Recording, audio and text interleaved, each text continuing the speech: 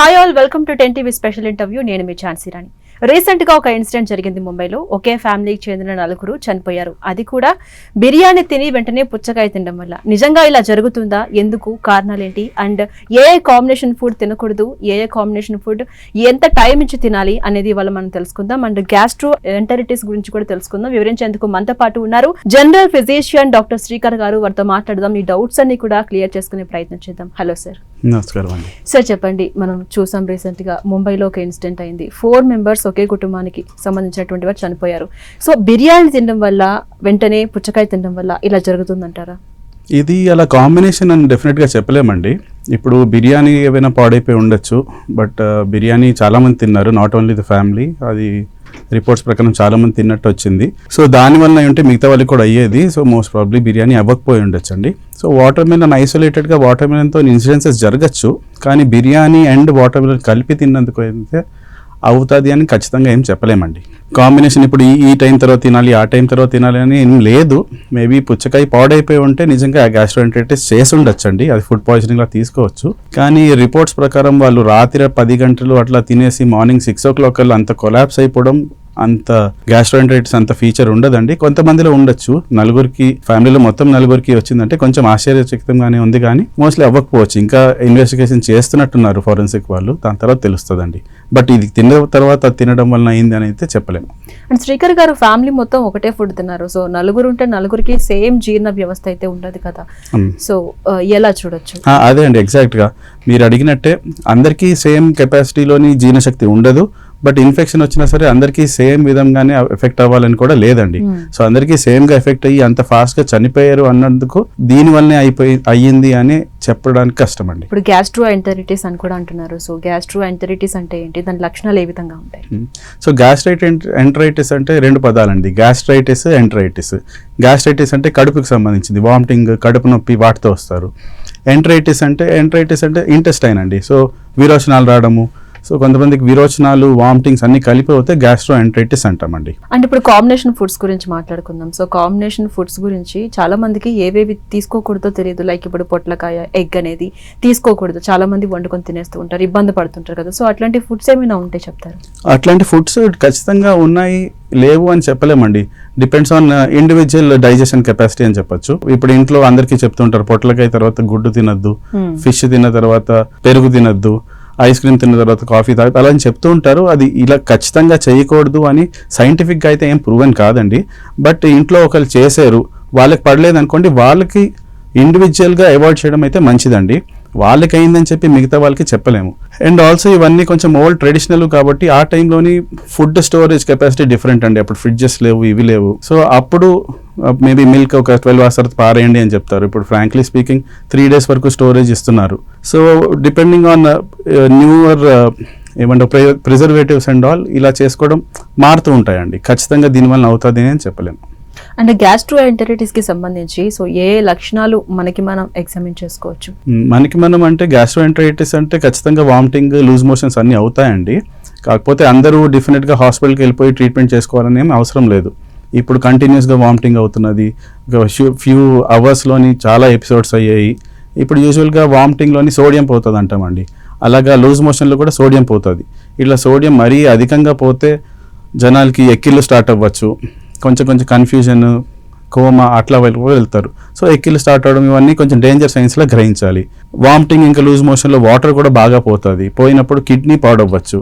Kidney పాడవుతే మనకి తెలిసే లక్షణాలు, యూరిన్ ఎక్కువ రావట్లేదు. అలాంటప్పుడు డెఫినెట్గా హాస్పిటల్ అప్రోచ్ అవ్వడం బెటర్. బట్ సేఫ్ సైడ్గా ఇంతవరకు వెయిట్ చేయకుండా ఒక 1.5 day తగ్గట్లేదు అంటే హాస్పిటల్కి చూపించడం డెఫినెట్లీ బెటర్ అండి.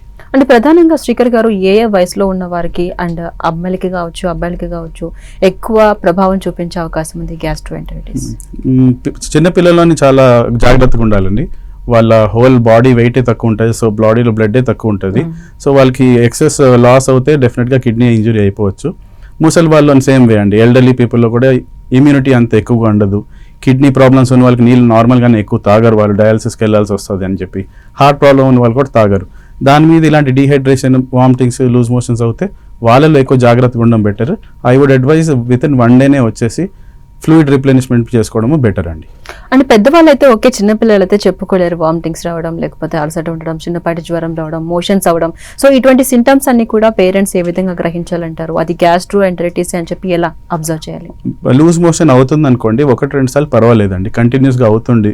మామూలుగా పిల్లలు ఎనర్జెటిక్గా ఉంటారు, అంత ఎనర్జీ లేకపోయినా పరిగెడుతూ ఆడుతూ ఉంటారు. లేదు పిల్లవాడు నీరసంగా ఉన్నాడు, అల్లరి చేయట్లేదు, పరిగెట్టట్లేదు అంటే డెఫినెట్గా చూపించడమే బెటర్ అండి. అట్లీస్ట్ ఫ్లూయిడ్ హైడ్రేషన్ చేసి, నిజంగా అవసరం లేదనుకోండి వచ్చి ఎక్కించుకున్నా సరే తప్పు అయితే ఏం లేదు. అసలు ఈ గ్యాస్ట్రోఎంటరిటిస్ అనేది ఎందుకు వస్తుంది? పిల్లల్లోనే ఎఫెక్ట్ ఎందుకు చూపిస్తుంది? వృద్ధుల్లోనే ఎందుకు అంత ఎఫెక్ట్ చూపిస్తుంది? వామిటింగ్స్, మోషన్స్ ఎందుకు అవుతున్నాయి? సో వాళ్ళల్లోనే ఎఫెక్ట్ ఎందుకు చూపిస్తుంది అంటే యూజువల్గా వాళ్ళ ఇమ్యూనిటీ కొంచెం తక్కువ ఉంటుందండి. పిల్లలు మనము ఎంత జాగ్రత్త తీసుకున్నా ఏదో కంటామినేటెడ్ ఫుడ్ తినేస్తారు, చేతులు ఇక్కడక్కడ పెట్టేస్తారు, నోట్లో పెట్టేసుకుంటారు, ముక్కులో వేలు పెట్టేసుకుంటారు, అట్లా చేస్తూ ఉంటారు కాబట్టి ఈజీగా కంటామినేషన్ అవుతుంది. సో ఇది ప్రథమంగా బ్యాక్టీరియల్ ఇన్ఫెక్షన్ కానీ వైరల్ ఇన్ఫెక్షన్స్తోనే వస్తాయండి. క్లీనినెస్ లేకపోవడం వలన కూడా, ఇప్పుడు హైజీనిక్గా లేరు, చేతులు కడుక్కోవట్లేదు సరిగ్గా వాష్రూమ్కి వెళ్ళిన తర్వాత అంటుంటే ఈజీగా వస్తుందండి. వృద్ధులు కూడా అలాగే తీసుకోవచ్చు, కానీ అంత హైజీన్ మెయింటైన్ చేసినా ఇమ్యూనిటీ కొంచెం తక్కువ అని యూజువల్గా ఎక్స్పెక్ట్ చేస్తామండి. దానివల్ల వాళ్ళకి ఎఫెక్ట్ అవ్వచ్చండి. యూజువల్గా వచ్చేది ఇన్ఫెక్షన్ అండి, బ్యాక్టీరియల్ కానీ వైరల్ ఇన్ఫెక్షన్ కానీ వస్తుంది. అండ్ శ్రీకర్ గారు, ఇప్పుడు సమ్మర్లో బేసిక్గా నార్మల్గా ఉంటుంది వెదర్ కూడా. సో చాలా మందికి జలుబులు అవ్వడము, ఫీవర్ రావడము, ఎమోషన్స్ అవ్వడం, ఇలా రకరకాల ఇన్ఫెక్షన్స్తో బాధపడుతూ ఉంటారు కదా. సో వాళ్ళు ఏం చేయాలంటారు? ఇంట్లో ఏమైనా చిట్కాలు పాటించవచ్చా, లేదా హాస్పిటల్కి వెళ్ళాల్సిందేనా? అసలు సమ్మర్లో ఎందుకు జలుబు చేస్తుంది? సమ్మర్లో జలుబు అంటే యూజువల్గా ఫ్లూ అని చెప్పుకోవచ్చండి. కొన్ని ఫ్లూస్లోని గ్యాస్ట్రోఎంటరైటిస్ సిమ్టమ్ అండి. ఇప్పుడు మనం ఖచ్చితంగా ఫ్లూస్ అన్నిట్లోని జలుబు దగ్గే ఉంటుంది, దాని తప్పేం ఉండదు అనుకోకూడదు. కొన్ని ఫ్లూస్లోని gastroenteritis also one of the viral flus అంటాం వాటిని. సో వాటిలోని లూజ్ మోషన్స్ ఇవన్నీ అవుతాయి. ఇంట్లో చిట్కాలు వచ్చేసరికి ఇప్పుడు 1 to 2 days వరకు అట్లీస్ట్ ఇంట్లో ఓఆర్ఎస్ లాంటివి తాగొచ్చండి. ఓఆర్ఎస్ అది కూడా ఈ మధ్య ఓఆర్ఎస్ఎల్ అవి కూడా అమ్ముతున్నారు. సో ఓఆర్ఎస్ అని చూసి మీరు WHO అన్నది చూడాలండి ఖచ్చితంగా. అది చూస్తేనే అది తీసుకోవాలి. మామూలుగా ఇప్పుడు మనం వామిటింగ్స్, లూజ్ మోషన్లో వాటర్ పోతుంది అంటున్నాం కాబట్టి ఓఆర్ఎస్ పర్ఫెక్ట్ వాటర్ ఇస్తుంది. ఆ వాటర్తో పాటు సోడియం, పొటాషియం అన్నీ కల్పిస్తుందండి. సో నార్మల్ వాటర్ కన్నా always prefer ORS, at least over compensate చేసి తీసుకుంటే బెటర్ అండి. ఈ గ్యాస్ట్రోఎంటరిటిస్ రాకుండా జాగ్రత్త పడాలి, చిట్కాలు ఇంట్లోనే పాటించాలంటే ఏం చెప్తారు? క్లీనినెస్ అండ్ హైజీనే చెప్తానండి. యూజువల్గా వాటి నుంచే వస్తాయి కాబట్టి మన చేతులు, మన కాళ్ళు కరెక్ట్ కడుక్కోవడము. దాని తర్వాత ఫుడ్ ఐటమ్స్ కూడా అంతే అండి. ఇప్పుడు బయట ఫుడ్ అడల్ట్రేషన్, పెస్టిసైడ్స్ వాడుతున్నారు, ఇవి అవి చెప్తున్నారు కాబట్టి ఏ ఫుడ్ కన్స్యూమ్ చేసినా ప్రాపర్గా క్లీన్ చేసి కన్స్యూమ్ చేయడము. కట్ చేసిన నైఫ్ కూడా మంచిదే చేసుకోవడం చూడడము. బయట ఫుడ్ తీసుకుంటున్నప్పుడు అవి స్టోరేజ్ ఎలాగుందో చూసుకోవడం మంచిదండి. ఓపెన్ ఫుడ్స్ ఉంటే అంత ఎక్కువ లాస్ట్ అవ్వవు. సో ఓపెన్ ఫుడ్స్ అంటే కట్ వాటర్ మిలన్ అనుకోండి, కట్ వాటర్ మిలన్ కొంచెం ఫాస్ట్గా డీకంపోజ్ అవుతుంది. సో అట్లాంటివి తీసుకోకపోవడం బెటర్ అండి. అండ్ శ్రీకర్ గారు, ఈ గ్యాస్ట్రోఎంటరిటిస్ అనేది ఫ్యామిలీలో ఒకరికి వచ్చిందంటే మిగతా వాళ్ళు భయపడుతుంటారు. క్యాజువల్గా సొంత ఫ్యామిలీ అయినా సరే ఒకరికి ఇంకొకరికి వస్తుందేమో అన్న భయం, వాళ్ళ క్లాత్స్ కానీ లేకపోతే వాళ్ళు యూజ్ చేసే థింగ్స్ కానీ పక్కన పెడుతుంటారు కదా. ఇలా ఒకరికొకరికి సోకుతుందంటారా? అయితే సోకుతుంది అంటే ఇప్పుడు ఒకటే కామన్ సోర్స్ తిన్నారనుకోండి, ఇప్పుడు ఈ ఫ్యామిలీని ఎగ్జాంపుల్గా తీసుకుంటే అట్లా తింటే అదే సోర్స్ అయితే అందరికీ అక్కడి నుంచే వచ్చినట్టు అండి, ఒకరి నుంచి ఒకరికి వచ్చినట్టు కాదు. కాకపోతే ఒకరికి వస్తే వాళ్ళు ఇన్ఫెక్షన్ ఉంది కాబట్టి వాళ్ళు అన్హైజీనిక్గా ఉన్నారు, చేతులు కరెక్ట్గా కడుక్కోవట్లేదు, మిగతా క్లోజ్ కాంటాక్ట్స్లో ఉన్నారు, వాళ్ళ బాడీ ఫ్లూయిడ్స్ ఇట్లా రాసుకుంటున్నాయి అంటే వచ్చే అవకాశం అయితే ఖచ్చితంగా ఉందండి. సో ఎవరికైతే వచ్చిందో వాళ్ళు ఎక్స్ట్రా ప్రికాషన్గా ఉండి మిగతా వాళ్ళ నుంచి అంత క్లీనినెస్గా ఉండడం మంచిదండి. సో ఇప్పుడు ఒకరికి వచ్చే అవకాశాలు ఉన్నాయని మీరు కూడా సో ఎటువంటి ప్రికాషన్స్ తీసుకుంటే మంచిది? అంతే అండి. ఇప్పుడు వచ్చిన వాళ్ళకి ఫ్లూ సిమ్టమ్స్తో గ్యాస్ట్రోఎంటరైటిస్ వచ్చింది అనుకోండి, మేబీ వాళ్ళకి మాస్క్ ఇవ్వడము, లేకపోతే ఫుడ్ సోర్స్ నుంచి అనిపిస్తుంది అనుకోండి, యూజువల్గా ఇది ఫీకో ఓరల్ రూట్ నుంచి వచ్చే ఉంటాయండి. సో చేతులు కరెక్ట్గా కడుక్కోవడం, వాష్రూమ్కి వెళ్ళిన ప్రతిసారి చేతులు కడుక్కోవడము, తినే ముందు ప్రతిసారి చేతులు కడుక్కోవడము, వాళ్ళు ముట్టుకున్న ఫుడ్స్ని మేబీ కడుక్కొని తినడము, అట్లాంటివి చేస్తే సరిపోతుందండి. శ్రీకర్ గారు, ఇప్పుడు ఒకసారి గ్యాస్ట్రోఎంటరైటిస్ వచ్చిన తర్వాత పక్కన పెట్టడం చూస్తే ఫ్యామిలీలో అయినా సరే కొంత ఇబ్బందిగా, ప్యానిక్గా ఫీల్ అవుతూ ఉంటారు కదా. సో ఒకసారి వచ్చిన తర్వాత వాళ్ళ లైఫ్ స్టైల్ అనేది ఏ విధంగా ఉంటుంది, ఎన్ని డేస్కి తగ్గుతుంది అనుకోవచ్చు? సో యూజువల్లీ వైరల్ గ్యాస్ట్రోఎంటరైటిస్ అనుకోండి, దానికి నెంబర్ ఆఫ్ డేస్ అని వీళ్ళలో ఇంతే ఉంటుంది అని ఖచ్చితంగా చెప్పలేమండి. ఇప్పుడు మనకు కూడా ఏదో పాయింట్ ఆఫ్ టైంలో వచ్చే ఉంటుంది. 1 or 2 days లో తగ్గిపోయిన వాళ్ళు ఉంటారు. ఎల్డర్లీ పీపుల్ అయితే 5 to 6 days తర్వాత తగ్గిన వాళ్ళు ఉంటారు.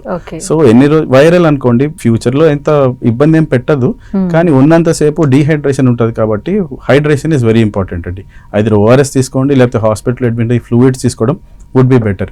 అలాగే బ్యాక్టీరియల్ ఇన్ఫెక్షన్ అనుకోండి, యాంటీబయోటిక్స్ అవన్నీ ఇచ్చి ట్రీట్మెంట్ ఇవ్వడం బెటర్ అండి. So as a rule of thumb maybe 1 or 1.5 day wait చేయడము, తర్వాత హాస్పిటల్కి వెళ్ళిపోయి హైడ్రేషన్ ఆర్ యాంటీబయోటిక్ స్టార్ట్ చేసుకోవడం బెటర్ అండి. వన్ మోర్ అడ్వైజెస్, ఇలా స్టార్ట్ అయినప్పుడు over the counter antibiotic start చేయడము, లూజ్ మోషన్స్ ఆగిపోవడం, టాబ్లెట్స్ వేసుకోవడం అయితే అసలు ఎంకరేజ్ చేయమండి. సైడ్ ఎఫెక్ట్స్ ఎక్కువ ఉంటాయి. అండ్ శ్రీకర్ గారు, ఇప్పుడు గ్యాస్ట్రోఎంటరైటిస్ వచ్చింది అంటే ఫుడ్ పాయిజన్ వచ్చింది, వాళ్ళకి అదర్ డిసీజెస్ లైక్ షుగర్ కావచ్చు, బీపీ కావచ్చు, సైనస్ కావచ్చు, వాళ్ళు కొంచెం సెన్సిటివ్గా ఉంటారు కదా. సో వాళ్ళు హాస్పిటల్కి వెళ్ళి ఆ మెడిసిన్ ఈ మెడిసిన్ మిక్స్ అయ్యి వేసుకోవడం కరెక్టేనా, లేకపోతే డాక్టర్ ప్రికాషన్ తీసుకోవాలంటారా? డాక్టర్ ప్రికాషన్ అంత అవసరం లేదండి, ఫ్రాంక్లీ స్పీకింగ్. పాత మెడిసిన్స్ ఆపకుండా ఉంటే సరిపోతుంది. కొంచెము ఓవర్లుక్ అయితే చేయాలండి. ఇప్పుడు గ్యాస్ట్రోఎంటరైటిస్ ఉంది కాబట్టి సరిగ్గా తినట్లేదు ఆయన, ఇప్పుడు షుగర్ మెడిసిన్ యాసిటీస్ వేసుకుంటే షుగర్ పడిపోయే అవకాశం ఉంది. సో అందుకని ఇలాంటి పీపుల్ కొంచెం హాస్పిటల్ని, డాక్టర్ని అప్రోచ్ అవ్వడం బెటర్. బీపీ మెడికేషన్స్ కానీ, షుగర్ మెడికేషన్స్ కానీ ఏమైనా అడ్జస్ట్ చేయాలా అవి వాళ్ళు చూసుకుంటారు. శ్రీకర్ గారు, ఈ సమ్మర్లో చాలా మంది కూడా ఈ ఫుడ్ పాయిజన్కి గురవుతూ ఉంటారు, పిల్లలు కావచ్చు, పెద్దవాళ్ళు కావచ్చు. సో ఎలాంటి జాగ్రత్తలు తీసుకోవాలి, వాళ్ళు ఏ ఫుడ్ తినొచ్చు, తినకూడదు, అండ్ రాకుండా ఎటువంటి లైఫ్ స్టైల్ని పాటించే మంచిది? So best advice would be sticking to home food అండి. హోమ్ ఫుడ్లోనే అంతా మన కంట్రోల్లోనే ఉంటుంది కాబట్టి కంటామినేషన్ కాకుండా క్లీన్గా చేసుకొని మన నైఫ్స్తో కుక్ చేసుకోవడము అవన్నీ బెటర్ అండి. 100% ఎప్పుడు ఇంట్లో తినలేం కాబట్టి అప్పుడప్పుడు బయట నుంచి తెచ్చుకున్న ఫుడ్స్ అయితే నీట్గా కడుక్కోవడము, ఎక్కడి నుంచి తెచ్చారు, పెస్టిసైడ్స్ వాడుతూ తెచ్చారా అది కనుక్కోవడము, ఫుడ్ తెస్తే అట్లీస్ట్ ఆ రెస్టారెంట్ ఎట్లాంటిది, హైజీనిక్గా మెయింటైన్ చేస్తున్నారా లేదా చూసుకొని తినడం బెటర్ అండి. అండ్ ఈ సమ్మర్లో తీసుకోకూడని ఫుడ్స్ లైక్ చాలా మంది బిర్యానీ, పిజ్జా ఇట్లా జంక్ ఫుడ్ తీసుకుంటూ ఉంటారు. సమ్మర్లో చాలా మందికి వడదెబ్బ కూడా తగిలే అవకాశాలు ఉన్నాయని కూడా చెప్తుంటారు, బయట తిరిగే వాళ్ళు ఆఫీస్ పర్పస్. సో అలాంటి వాళ్ళు ఏ ఫుడ్ తీసుకుంటే మంచిది, లిక్విడ్స్ లో కూడా ఏది ఎక్కువగా తీసుకోవాలంటారు? సో ఇప్పుడు వస్తే ఇవి రాకముందు, గ్యాస్ట్రోఎంటరైటిస్ రాకముందే మనం ఇంత ఎండలోని హైడ్రేషన్ ఉండడం డెఫినెట్లీ బెటర్ అండి. హైడ్రేషన్ అంటే ఇప్పుడు ఎర్లీ మార్నింగ్ మేబీ వాటర్ మెలన్లోని మేబీ 80% వరకు వాటర్ ఉంటుందండి. సో వాటర్ మెలన్ లాంటి ఫుడ్స్ ఎర్లీ మార్నింగ్ తీసుకోవడము, లేకపోతే బయటకు వెళ్ళేటప్పుడు జస్ట్ ప్లెయిన్ వాటర్ తాగకుండా నిమ్మకాయ, మనం అట్లీస్ట్ మన ఇంట్లోది, బయటది కాదులేండి, మళ్ళీ వాటర్ మనం ఎక్కడి నుంచి వచ్చింది చెప్పలేం కాబట్టి మన ఇంటి నుంచి water with lemon with some sugar and salt తీసుకోవడం డెఫినెట్లీ బెటర్ అండి.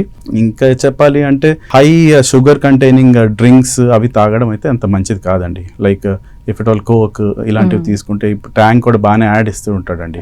That is full of sugar and అంత హైడ్రేషన్ అయితే చేయదండి. They are even though they are advertised as hydration drinks, they are not that much.